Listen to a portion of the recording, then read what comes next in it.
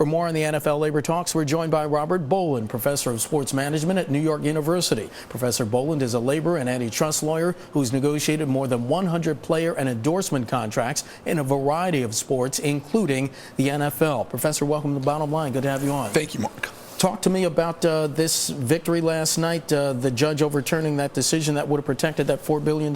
How significant is that? It's potentially a game changer, Mark. Really? This is the one thing that might take away the efficacy of the owners locking out the players, because they would have gotten paid about $125 million per team in media money next year, whether they played or not, through insurance and other guarantees. Now, since most of the NFL franchise, or almost all the NFL franchises, are profitable in any given year, there's no real efficacy in locking out the players and shutting down football. Yeah. Now, this decision could be overturned, and it'll probably be taken all the way to the U.S. Supreme Court, because Judge Doty and the NFL have not always been very close or seen eye to eye, and the NFL has had a pretty good record in appeals courts over the years. But right now, this could be the moment that allows the sides to really start talking in earnest about an agreement. For those folks who haven't been following this too closely, what are the main sticking points between the owners and players? Well, they aren't that substantial broadly. There really is how they're going to split money between the players and the owners in a salary cap situation, how the owners are going to share revenue amongst themselves, how much rookies are going to get paid, and whether the season is going to expand from 16 to 18 games. Is that the main sticking point right now? Because a lot of the players are saying, if you want us to play the extra 2 games, that's fine, but you're going to have to pay us. We're not going to pay them. We're not going to play 2 more games for free. It certainly has become the sticking point, but it's probably the thing that both sides can negotiate over most freely. The real sticking point is how they share the revenue, what the percentage split is going to be. Right now, it's virtually 60 cents on every dollar go to the players. 40 cents on every dollar earned goes to management, except management takes the first $1 billion earned to themselves. So it's really how they're going to split up this revenue pie and what's going to be equitable, rather than necessarily who gets what when. Michelle touched upon this in her report, but I think it bears repeating.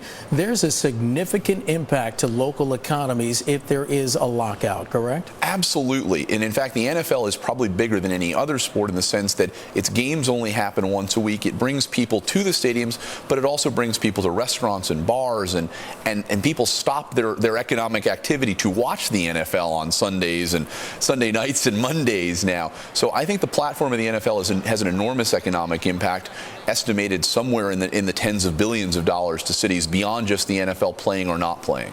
Talk to us about the collective bargaining in the National Football League. That's something that's been talked about a lot the past couple of weeks, because in the political arena, what's been going on, say, in Wisconsin and Indiana and Columbus, Ohio. How is collective bargaining affected in the National Football League? It's radically different in the sports sector than it is in the public sector or in the private sector.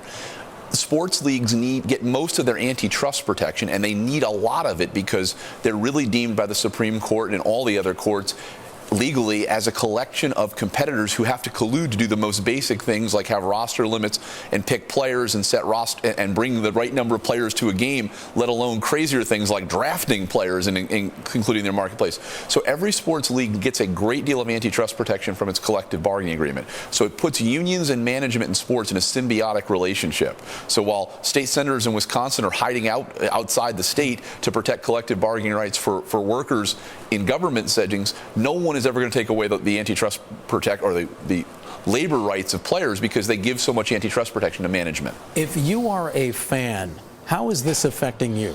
Well, it hasn't yet. Here's how it might. You may very possibly, starting tomorrow night, have a lockout of the players, which means there's no football activity. Players can't be signed, free agents can't move. The decision by Judge Doty, if it stands, probably prevents the lockout. It may mean that the owners may go on. There may not be an agreement, but games will go on. And you're probably happy about that if that's the case. What would this mean for ticket prices going forward? You know, it probably doesn't mean a whole lot to ticket prices. The teams are maximizing their revenue pretty well as it is.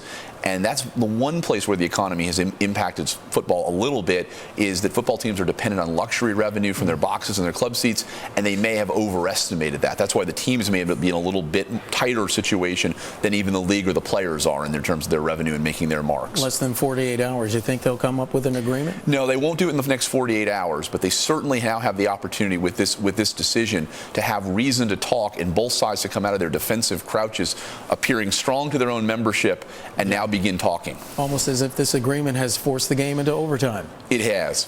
Absolutely. Professor Robert Boland, professor of sports management at NYU. Always good to see you, sir. Thank Thanks you so much. Thanks for coming in.